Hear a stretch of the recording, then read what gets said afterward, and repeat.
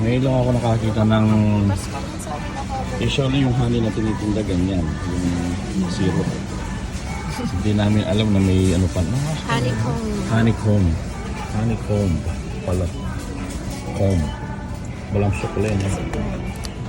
Ano mo, ganito siya. Honeycomb. Fresh talaga siya. Honeycomb.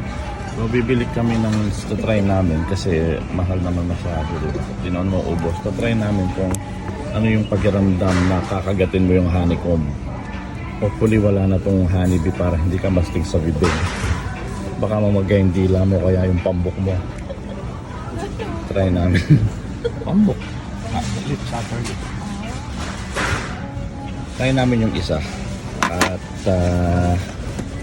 we will keep you posted mamaya. Piliin natin yung medyo matindi-tindi ng konti yung bago.